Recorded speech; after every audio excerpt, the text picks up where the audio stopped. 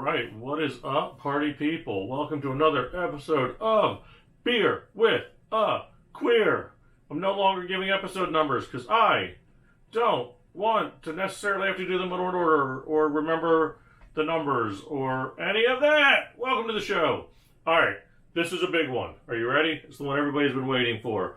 I am interrupting my sponsor producer Nicole list of beers that she gave me to bring in a special beer that was brought in by my friend Bill Anderson. It wasn't brought in. He was in town. He tried a beer. He wanted me to do it on the show. And that is going to be from Cigar City Brewing. Boom, Tampa, Florida. Keeping it local. Good gourd. Imperial Pumpkin Ale. Good gourd.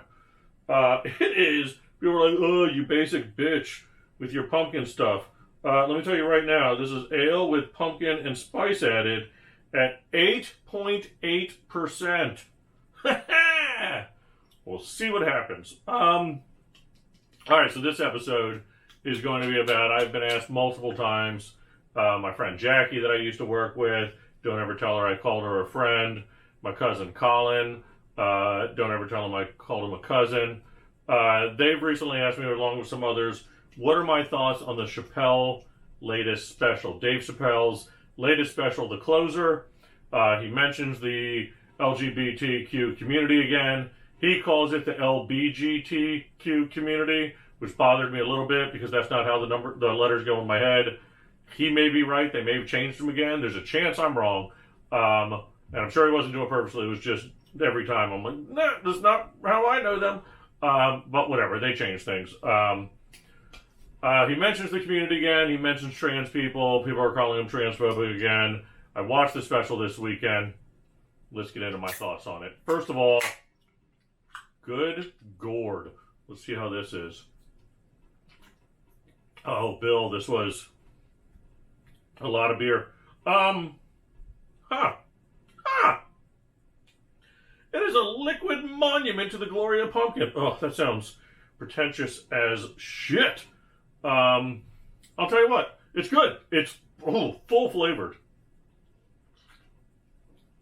Very full flavored.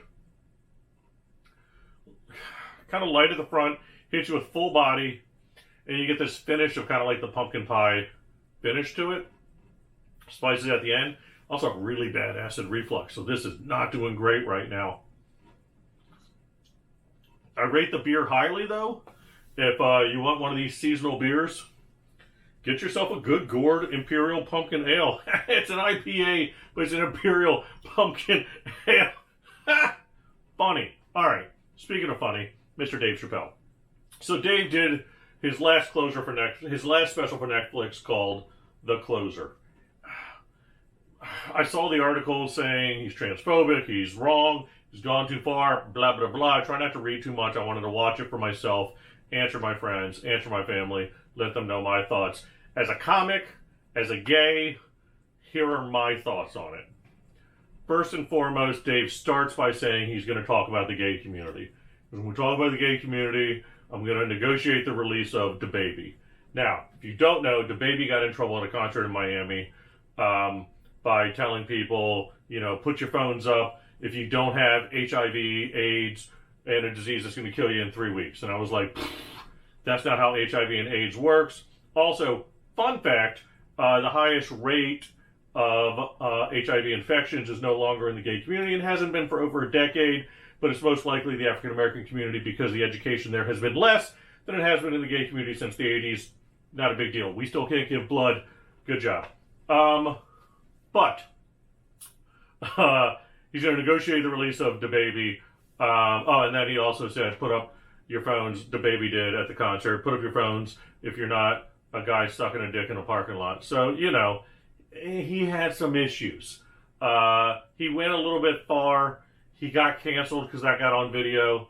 I mean, to me, it's the exact same thing as casually caught on video. Morgan Wallace is dropping the N-word like he says it every day. And guess what? He got dropped off Spotify, his label, the radio. It's just the reality of today's world.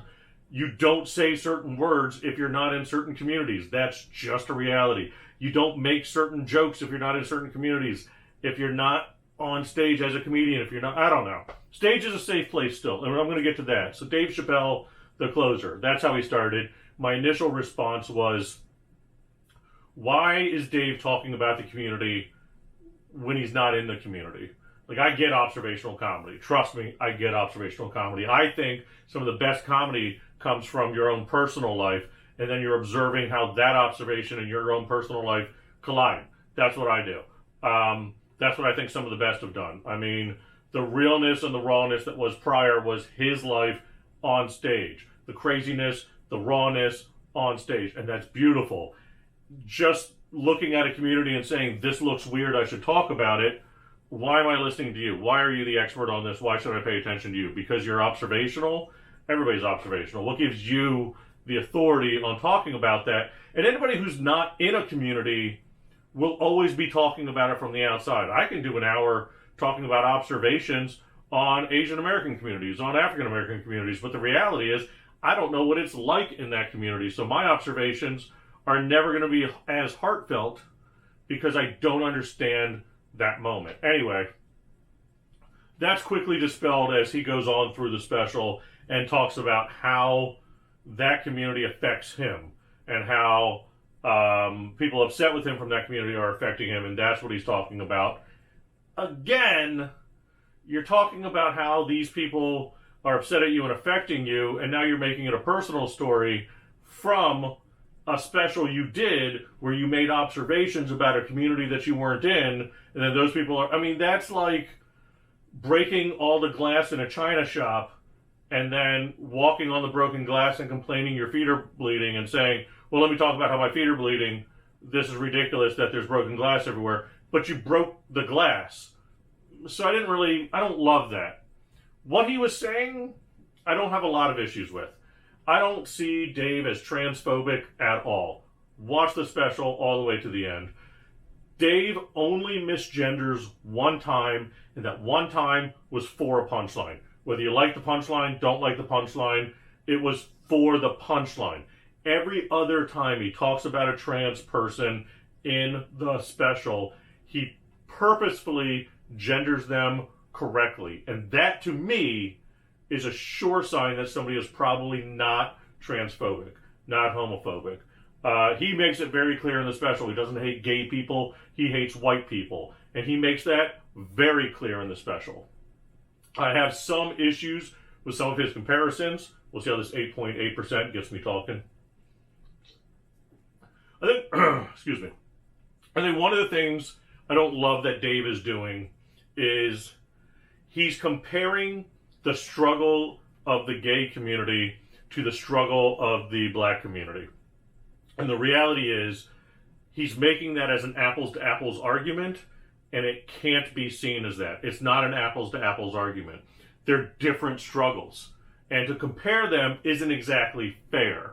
There's laws that have been put to protect both. I get it. Civil rights laws go to protect both communities. I get it. But as a reality, and he compares the women's movement to that of the gay movement, and the reality is nobody's changing their law because they think you're choosing to be black, right? That's never been an issue. Some people in the history of the U.S. have decided that they do hate African people due to the fact of the color of their skin, but they know that from the moment they meet them. The thing that we deal with in the gay community is the homophobia that we never know is lurking behind that door. The homophobia that if we come out, what hate crime's waiting because it's a surprise. It's oh, I didn't know you were gay, stab. There's this fear of what we're hiding because some of us aren't as flamboyant. Some of us aren't, you're not going to pick us as immediately gay. A black person a person of color walking down the street, you can immediately, if you want to hate them for the color of their skin, you can hate them immediately because you can see it. If you want to hate a gay person, unfortunately, then you have to go find a gay person. You have to find if they're gay, or you have to make assumptions. And that's where it's an apples to oranges on that. It's a different community with different struggles. Speaking of assumptions, another part of my problem with the special is some of the jokes, absolutely hilarious. The 80s gay face where gays always look surprised, fantastic joke. The trans person's vagina, he never discounts that it's vagina, but he calls it an impossible vagina or beyond vagina. I thought brilliant wordplay. I love what he did there. A lot of the other ones, he's using low-hanging fruit. He's using obvious stereotypes, old tropes of the community, just low-hanging fruit to make basic jokes on. And I think the thing that bothered me, nothing Dave said bothered me, but what bothered me the most in this, that's not true, there's one thing that bothered me that he said, I'll get to that. The thing that bothered me most in the special, if you want to know what bothers me in the special, is that crowd was there to support Dave regardless. That crowd was going to laugh at Dave every time he stopped saying, every time he stopped a sentence and took a break, that crowd applauded and laughed. And they're not necessarily applauding and laughing at what's being said. They're applauding because Dave stopped. It's time to applaud and laugh. And I get it. He's earned that point to get there with the crowd. But when you're there, you have to work harder. Because it's going to be easy for you to get an applause break every time. Because you stop talking, it's time for me to applaud. I think if you're going to reference yourself as a goat as the goat in your own special, you need to be best. And you need to be better than best. If you're going to reference that you're considered the GOAT, be it. And I thought there was a lot of low-hanging fruit. There was a lot of jokes any other comic would make, and that audience would not laugh as hard. But Dave's saying it, so it's all of a sudden funny. It just seemed the lowest form of stereotypes were the jokes. And they didn't even make sense. You know, you'd say, oh, this guy was bucking up on him, and then he saw he had painted fingernails. So, oh, now I know he's gay. And then I'm like, oh, then I'm not worried about this guy. That's the dumbest stereotype. First of all, straight guys paint their nails now. That's just a fact. Harry Styles, Dave Navarro's been doing it since 1995.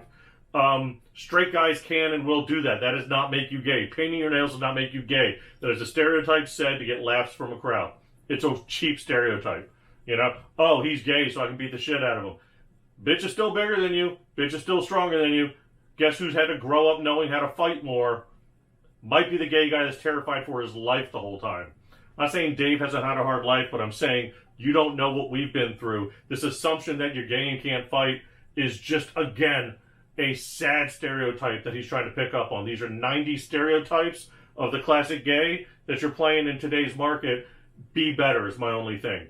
My other big issue with the special, and it's something that harkens back to prior, is Dave talked for a while about beating the shit out of a lady in a club and was getting applause breaks and laughs. And I get how he put it as a witty anecdote, but at the end of the day, he's talking about beating the shit out of a lady in a club.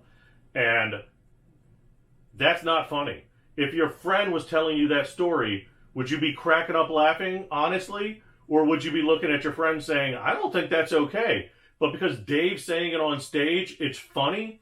It reminds me of when Pryor was on stage talking about how he kicked his girlfriend and wife out of the house when she was in her underwear and he was going crazy and he beat the shit out of her in the street. And he was telling a real story of what happened. And I don't mind you telling a real story of what happened, but I'm going to judge the crowd if that crowd's cracking up that it happened.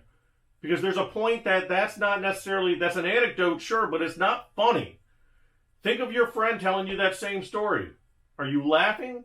Or are you saying, bro, I think you did wrong on that one? That's the problem. So if you ask me, is Dave transphobic? No. If you ask me, is Dave's special problematic to the gay community? No. Do you ask me if Dave's special proves he's the GOAT? No. I think he's a funny dude. I think he's gone beyond being a stand-up comic. I think Dave Chappelle is one of the American humorists that we have. It's an evening with Dave Chappelle. I wouldn't call it stand-up comedy anymore. I think there's less punchlines than there used to be. I think there's less tags, and I think he's resting on laurels right now. And I'm not saying I don't understand it, but I'm saying if you want to be the GOAT, be the GOAT. That means being a whole lot better than what I watched. So, disagree with me? That's fine. Rewatch it. I don't have a problem with what he's saying. I'm just saying if you want to be better, be better. And if you're considered the best, be the best. Because I've seen local comics. I've seen open micers make those stereotypes. And they're not Dave Chappelle. And you got to be Dave Chappelle. So, all right. Good gourd, that was a long episode of complaining. All right. Hey, till next episode. If you got a question about something, you want my opinion about something, shoot me a message. And look at this, I'll make a whole episode about it. All right, I'll see you next time.